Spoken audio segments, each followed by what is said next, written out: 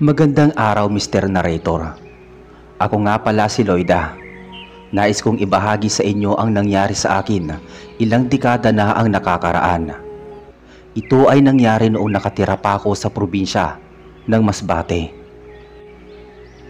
Ang kwentong ito ay nais kong ibahagi sa inyo upang magkaroon ng aral para sa mga kapwa ko tao.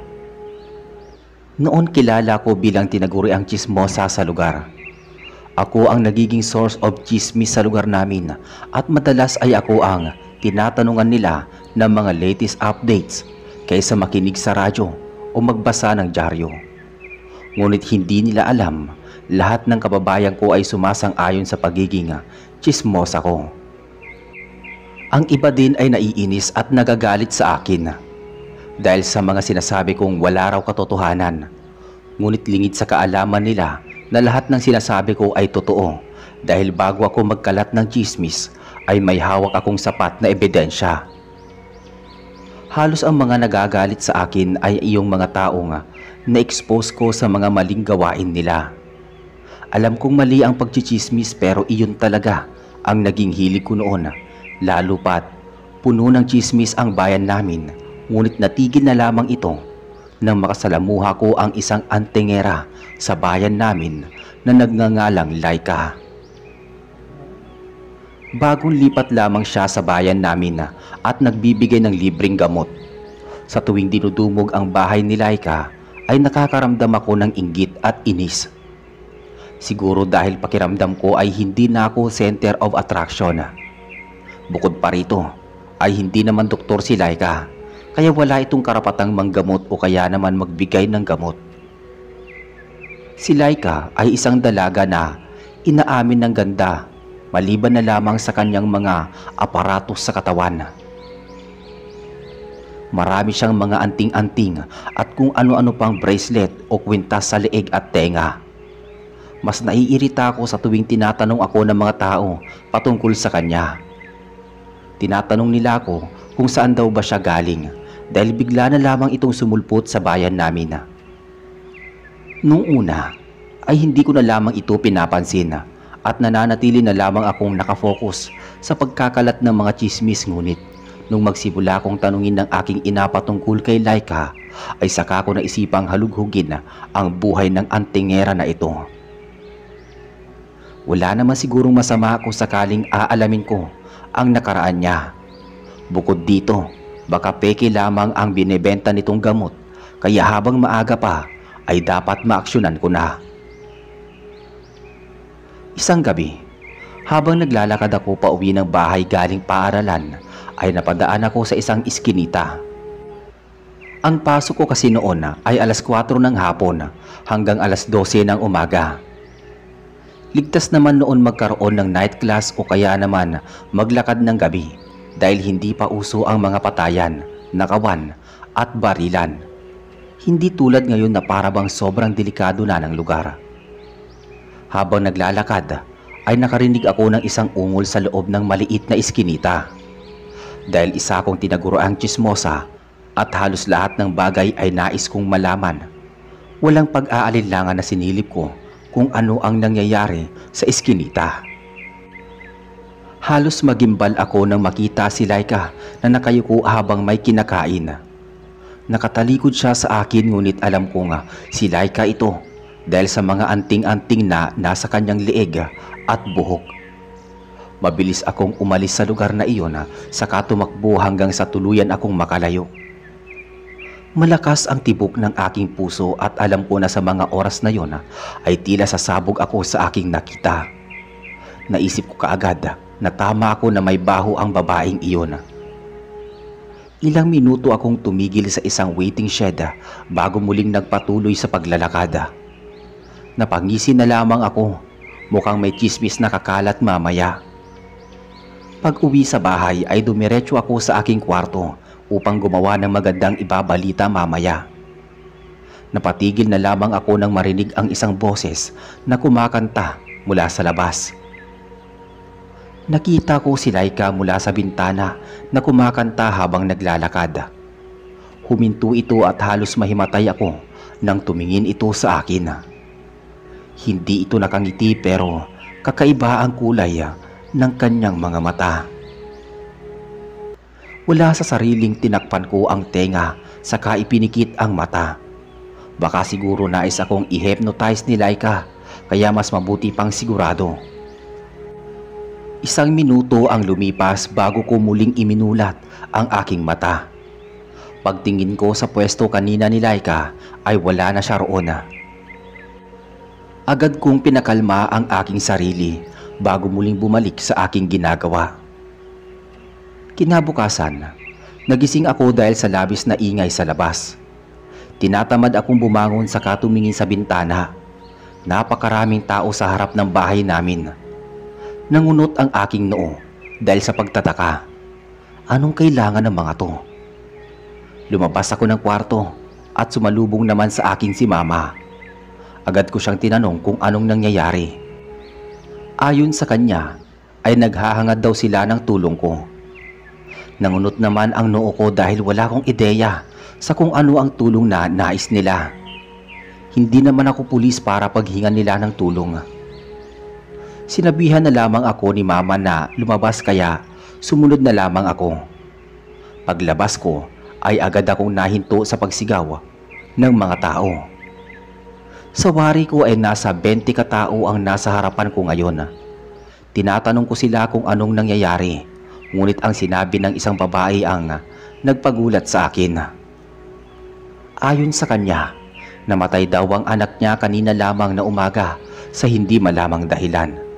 Ngunit sa pagkakatanda niya ay nagmula noong pinainom niya ang gamot na galing kay Laika ay tila lumala ang sakit nito at namatay. Humihingi sila ng tulong sa akin upang maghanap ng ebidensya laban kay Laika upang ito ay ipakulong. Naawa ako sa babae dahil iyak ito ng iyak. Ngunit sa kabilang banda ay napangisi na lamang ako. Noon kasi ay sinabihan ko na sila na wag nang magpapagamot doon kasi hindi namang doktor, ngunit ang titigas ng ulo. Siguro kung wala pang insidenteng ganito na nangyari ay hindi sila magigising sa kahibangan nila. Pinapasok ko sila sa loob ng bahay saka ko ikinuwento ang aking nasaksihan kahapon. Sari-sari silang komento patungkol sa kwento ko, ngunit isang salita lamang ang nangibabaw dito. Ang pagiging aswang ng antingera. Siguro kaya siya nanggagamot upang kumuha ng enerhiya o kaya patayin ang mga tao upang kainin. Napangiti naman ako dahil mukhang nakumbinsi ko naman ang mga tao at alam ko na sa oras na iyon na umalis sila sa pamamahay ko ay kakalat ang balita sa buong lugar. Bandang 12:00 ng hapon nang umuwi na sila, ngunit isang babae ang huminto saka ako tinignan mula ulo hanggang paa saka umalis. Nagtaka naman ako sa ginawa niyang iyon pero hindi ko na rin naman masyadong dinamdam dahil siguro sinisigurado niya lamang kung totoo ba ang aking mga sinabi. Sabay na kaming kumain ng mama ko pagkaalis ng mga tao. Habang kumakain kami, ay tinatanong din ako ni Mama patungkol sa mga ikinuwento ko sa mga kapitbahay. Humingi siya ng ebidensya, ngunit binago ko na lamang ang topic. Sa katunayan kasi ay kailangan ko pang maghanap ng ebidensya upang lalong umingay ang pangalan ng antingera na yun. Nang patapos na kaming kumain ay nagulat ako nang hawakan ni Mama ang aking kamay.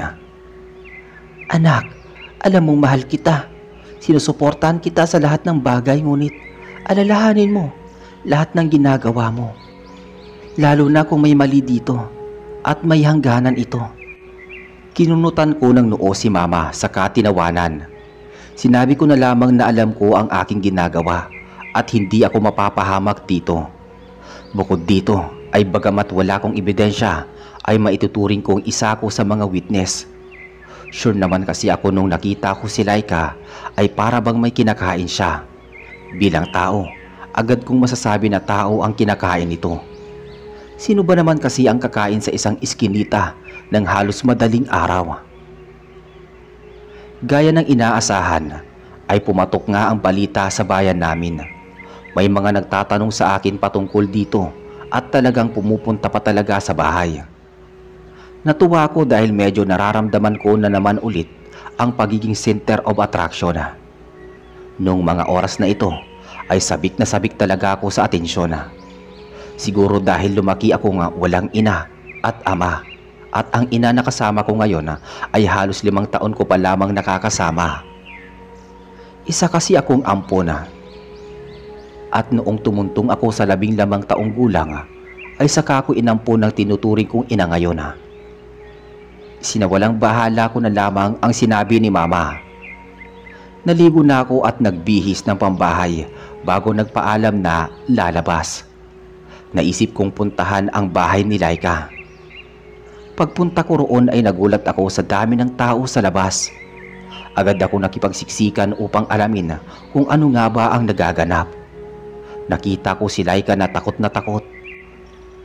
Isa-isa kasi siyang binabatikos ng mga tao, samantalang takang-taka naman ito sa nagaganap. Napatingin ako sa kanya at imbis na awa ang maramdaman ay napangisi na lamang ako. Napansin ko ang titig niya sa akin.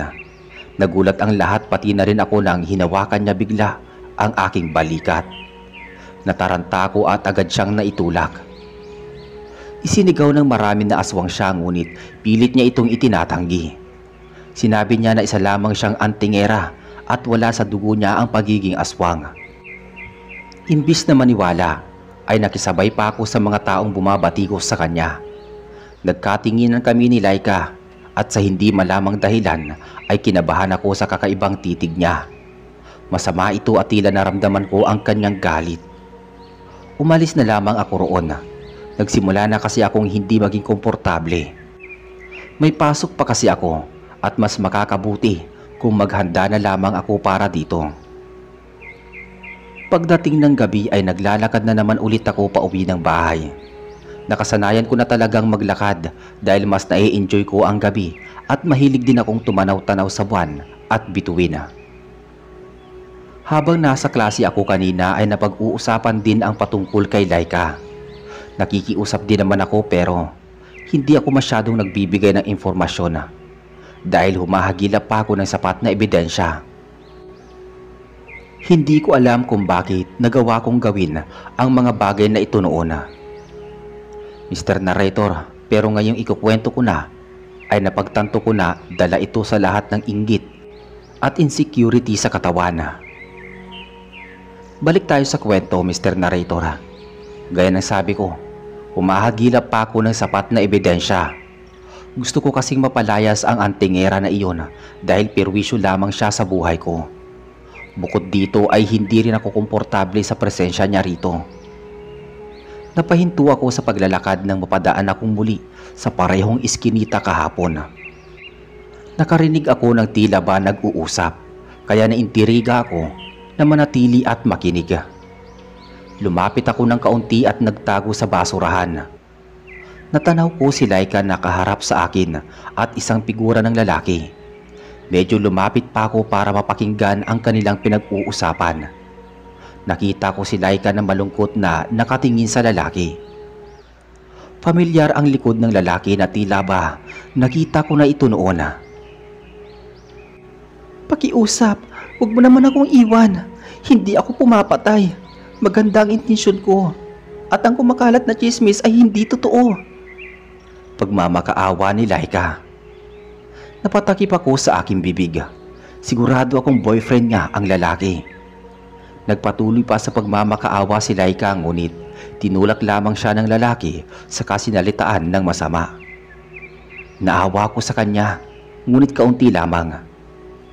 Ang ayaw ko kasi sa lahat ay ang sinasaktan ang kapwa ko babae.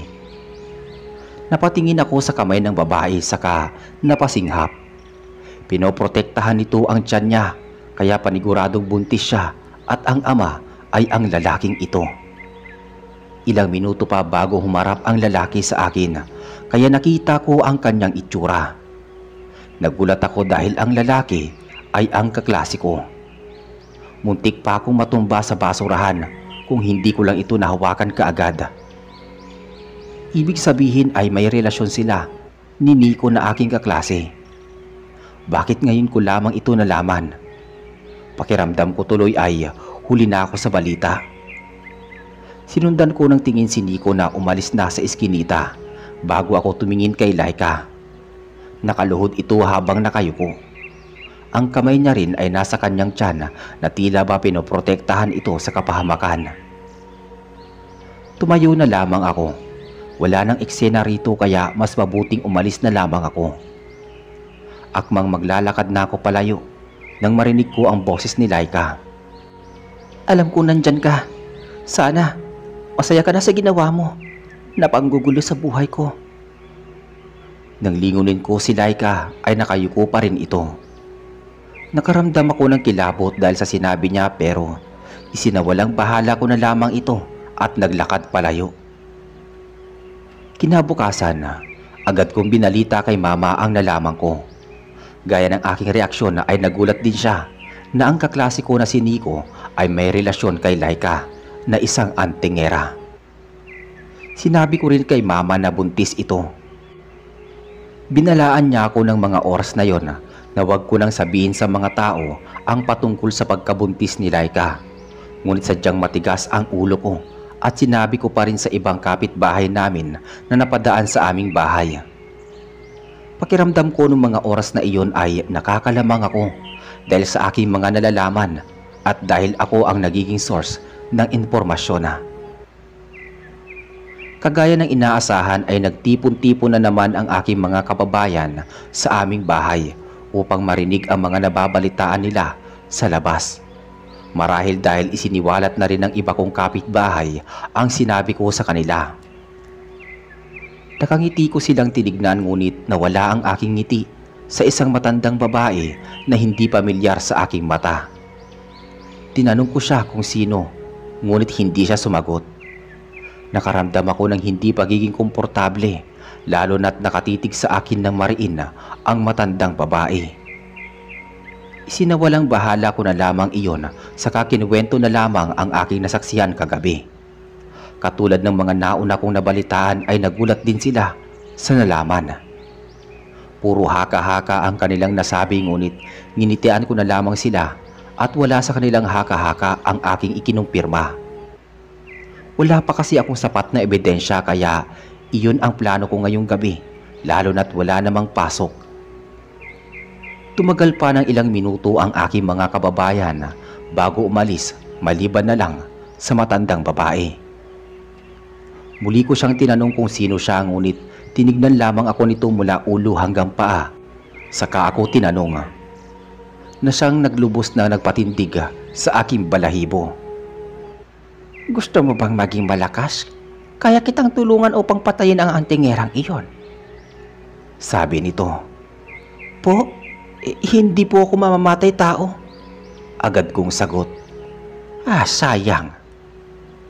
Tinignan ako nito ng nakangisi bago siya umalis ng bahay. Tinanong ako ni mama kung ano raw ang napag-usapan pero sinabi ko na lamang na patungkol ito sa bago kong ibinalita. Muli na naman akong pinaalalahanan ni mama patungkol sa mga ginagawa ko. Hindi ko maintindihan kay mama kung bakit sobrang kontra niya.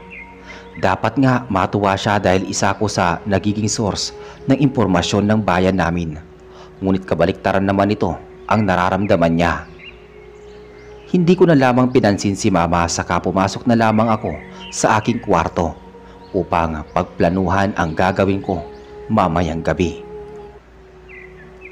Kinagabihan, umalis ako ng bandang alas 6 upang magtungo sa bahay ni Laika. Ang paalam ko kay mama ay may project akong gagawin kaya agad niya akong pinayagan. Kung sakali kasing paalam ko ay kay Laika pupunta ay paniguradong hindi niya ako papaalisin at papangaralan pa. Plano ko ngayong gabi na obserbahan si Laika upang makahanap ng sapat na ebidensya laban sa kanya. Sa katunayan ay dapat wala na akong pakialam sa kanya dahil halos lugmok na nga siya sa buhay. Hindi na nga siya gusto ng mga tao, hindi gaya noon. Binabatikos na rin siya ng mga kababayan namin at higit sa lahat ay iniwan na rin siya ng kanyang nobyo. Ngunit hindi pa rin talaga ako matitigil hanggat hindi siya napapalaya sa lugar na ito. Siguro dahil sa ayaw ko lang talaga sa presensya niya. Pagdating ko sa bahay ni Laika ay madilim ito. Ang bahay ni Laika ay isang maliit na kubo kung saan may malaking bintana. Makikita ang mga anting-anting at kung ano-ano pang kolorete o bagay na parabang mangkukulam o kung anumang klaseng nilalang ang posibleng may-ari pa ng mga bagay na yan. Nagtago ako sa isang matangkad na halaman saka pinagmasdan si Laika. Kahit madilim ang bahay ay natatanaw ko pa rin siya dahil sa street light sa kalsada. Nakita ko siyang may hinahalo sa isang malaking timba habang hinihimas-himas ang kanyang tiyan. Halos ilang minuto pa ang lumipas at medyo nainip na rin ako. Patuloy pa rin kasi siya sa paghalo ng kung anuman habang hinihimas ang kanyang tiyan.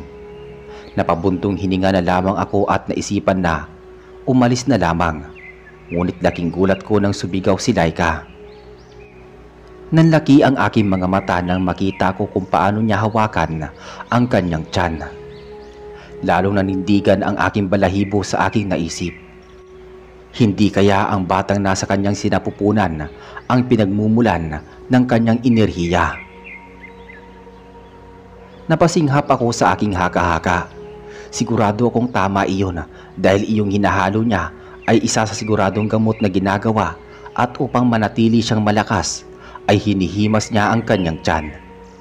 Tama nga ako. Napangisin na lamang ako ng palihim.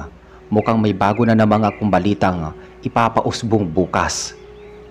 Maingat akong umalis sa pwesto ko habang nakangisi. Iniisip ko na kasi ang magiging reaksyon ng aking mga kababayan. Habang naglalakad pabalik ng bahay ay nagulat ako nang makasalubong ko ang matandang babae kanina. Ngumisi na naman ito na nagbigay kilabot sa akin. Baliw ba ang babaeng yun? Tinitigan ko siya at ganun din siya sa akin. Napansin ko ang mga kolorete sa kanyang tenga at leeg. Mukhang antingera din siya katulad ni Laika. Natawa na lamang ako dahil mukhang napagdudugtong-dugtong ko na ang mga pangyayari. Lumapit ako sa matanda sa kabinulungan. Alam ko kung bakit gusto mong patayin si Laika. Dahil gusto mo, ikaw ang pumalit sa kanya. Napailing na lamang ako bago naglakad muli. Noong mga oras na ito ay masyado ako nasisiyahan sa mga nalaman ko. Isang gabi at 2 balita agad ang aking nalaman. Kinabukasan, nagising ako sa ingay ng mga tao. Lumabas kaagad ako ng kwarto na sinalubong din naman ako agad ni Mama. Tinignan ako ni Mama na puno ng pag-aalala kaya nagtataka kong tinanong kung anong dahilan. Ayon sa kanya ay may pumatay daw sa isa naming mga kababayan. Ang mas nakakabahala raw ay sa harap pa ng bahay namin. Nagtataka ako lalo nung mga oras na iyon, ngunit mas umusbong ang takot dahil bakit sa harapan pa namin ng bahay nakita ang naturang bangkay. Agad kaming lumabas ng bahay ni Mama at gayon na lamang ang aking pagkagulat nang makilala kung sino ang bangkay na nasa harap ng bahay. Walang iba kundi si Nico. Nakanganga ito habang mulat ang mga mata. Nagsimulang manginig ang aking kamay. Paanong namatay si Nico at sino ang pumatay? Nabaling ang pansin ko at natahimik din ang paligid sa isang babaeng malakas na tinawag si Nico. Nakita ko si Laika na tumakbo palapit kay Nico at walang arting niyakap ang katawan nito.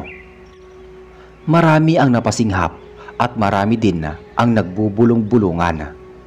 Maging ako ay nagulat sa biglaang paglitaw ni Laika. Tinignan ko si Laika na malakas na iniiyak ang pangalan ni Nico. Nakikita ko kung gaano kasakit ang nararamdaman niya dahil sa patuloy na pagbuhos ng luha niya, ngunit naalala ko ang nakita ko kagabi. Kumuyom ang kamao ko sa aking naisip. Walang pakundangan na hinila ko ang buhok ni Laika palayo kay Nico. Muli, napasinghap ang lahat, pati si Mama ay nagulat. Galit na tinignan ko si Laika sa kasinabihan itong siya ang pumatay kay Nico. Hindi makapaniwalang tumingin siya sa akin, ngunit pinagpatuloy ko ang aking sinasabi. Isiniwalat ko sa lahat na siya ay totoo ngang buntis. Sinabi ko kung ano ang nakita ko kagabi na agad din namang nagbigay gulat sa lahat. Sinabi ko na isa siyang masamang antingera na ginagamit ang anak kaya nagiging malakas o kaya naman ay panatilihin siyang bata. At panigurado akong pinatay niya si Nico para sa sariling pangangailangan. Agad na umangal si Laika ngunit tinignan ko na lamang siya ng masama. Muli siyang napahawak sa kanyang tiyan kaya isinigaw ko na kumuha na naman siya ng lakas sa bata. Sari-saring bulong at mga masasakit na salita ang ipinaratang kay Laika. Nangihinang tumayo si Laika at agad na tumakbo habang umiiyak. Napatingin ako kay mama na hinawakan ang aking braso saka sinamaan ng tingin. Nagtataka naman akong tumingin sa kanya. Nagulat ako nang hilahin niya ako papasok ng bahay saka ibinungad sa akin ang isang malakas na sampal. Napasinghap ako at agad na naluha. Iyon ang pinakaunang beses na sinampal ako ng aking ina. Tinanong ko siya kung ano ang dahilan ng kanyang pagsampal at ayon sa kanya ay dahil iyon sa pagiging walang modo, makasarili at masamang tao. Ang alam ko lang nung mga oras na ito ay tama ang pagpapahiya at pagpapalaya sa kampo ng demonyo.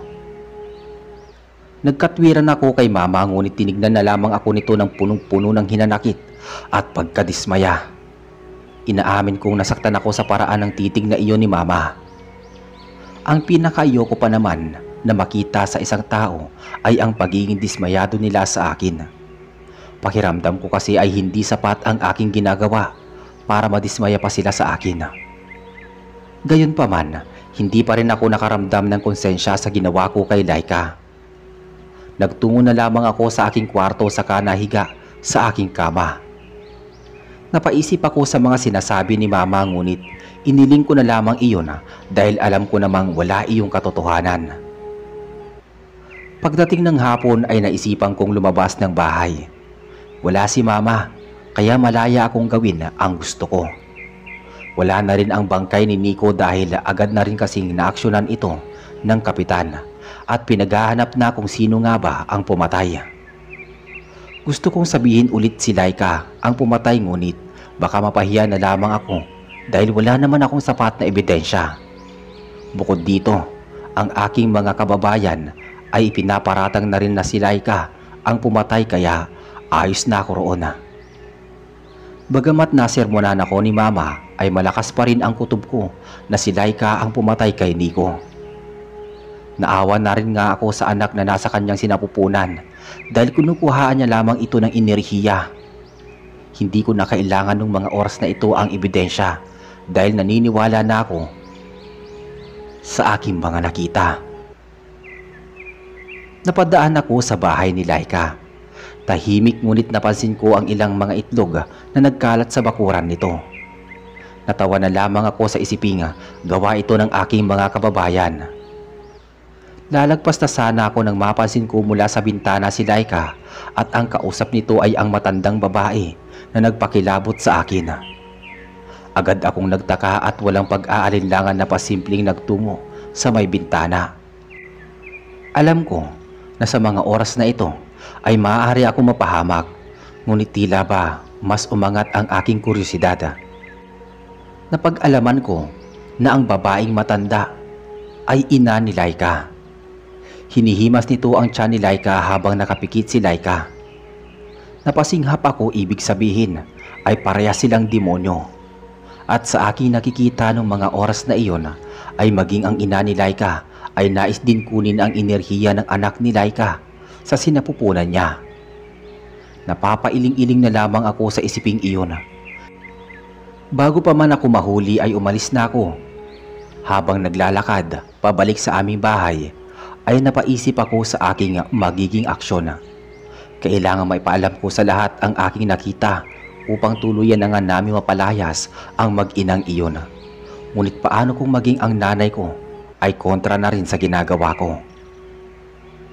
Bandang alas 12 ng gabi ay pauwi na rin naman ako galing paaralan.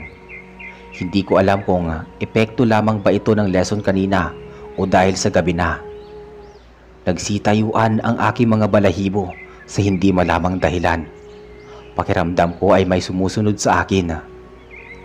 Lumingon ako sa aking likuran pero kahit anino ay wala akong makita. Inisip ko na lamang na guni-guni ko na lamang iyon kahit halos hindi na mapakali ang aking pakiramdam. Ilang beses na rin naman akong naglalakad kapag gabi ngunit ngayon lamang ako nakaramdam ng kilabot. Huminto ako saglit saka pinakiramdaman ang paligid. Halos mamamatay ako sa gulat nang paglingon ko ay nakita ko si Laika at ang matandang babae. Nakangisi sila sa akin na habang ang kanilang mga mata ay tila ba nakadroga sa pula. Umatras ako saka napalunok. Tila ba napako ang aking paa sa aking kinatatayuan ngayon. Nanlaki ang aking mga mata nang makita ko ang hawak ni Laika. Lalo pa akong kinabahan nang sinabi niyang katapusan ko na raw sa gabing iyon. Gusto ko mang tumakbo ngunit pinanghihinaan ako ng loob. Halos magimbal ako sa aking kinatatayuan nang ilapag ng matandang babae ang isang bangkay sa aking harapan. Doon na ako tuluyang napasigaw. Mabilis na lumapit sa akin si Laika sa kahinawakan ang aking kamay. Natagpuan ko na lamang ang aking sarili na hawak ang kutsilyo hanggang sa tuluyan na akong mawala ng malay. Kinabukasan, nagising ako dahil sa masamang panaginip. Nanaginip daw ako na inaayawan ng mga tao at halos lahat daw sila ay sinisisi ako sa hindi ko naman ginawa. Tumayo na lamang ako at nag-ayos ng sarili. May bago na naman pala akong tsismis na ihahatid. Nakangiti akong lumabas ng kwarto ngunit sinalubong ako ni Mama. Hindi maintindihan ang lungkot sa kanyang muka. Tinanong ko siya kung bakit ngunit tumingin lamang ito sa bintana saka sa akin. Nangunot naman ang aking noo bago nagtungo sa bintana. Nanlaki ang aking mata nang makita ang aking mga kababayan na galit na isinisigaw ang aking pangalan. Mamamatay tao ka! Ikaw pala ang pumatay kay Nico. Pinaniniwala mo pa kami sa walang kwenta mong kwento. Sinungaling ka! Makulong ka sana! Sigaw ng mga ito. At iba pang mga mensahe na galing sa kanila. Inaamin ko na saktan ako sa mga sinasabi nila. Inaakusahan nila ako sa kasalanang hindi ko naman ginawa.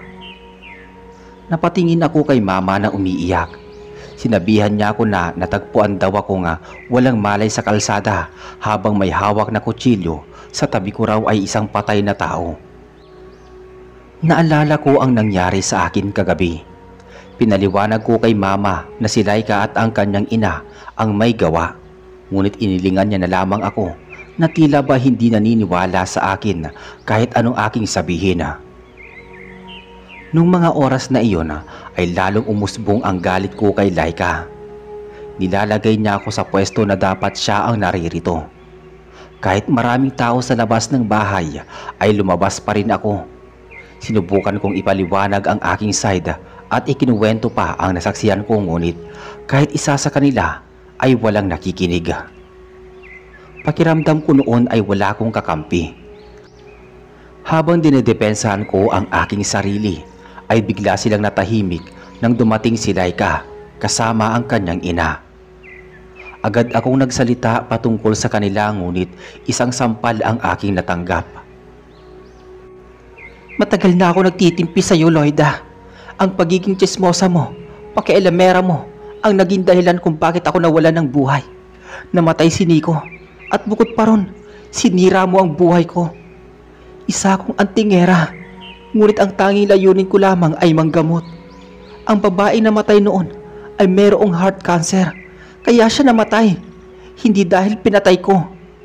Pero kahit isa sa inyo ay walang nakinig. Ngayon, anong pakiramdam nang hindi pinapakinggan? Wika ni Laika. Hindi ako nakapagsalita.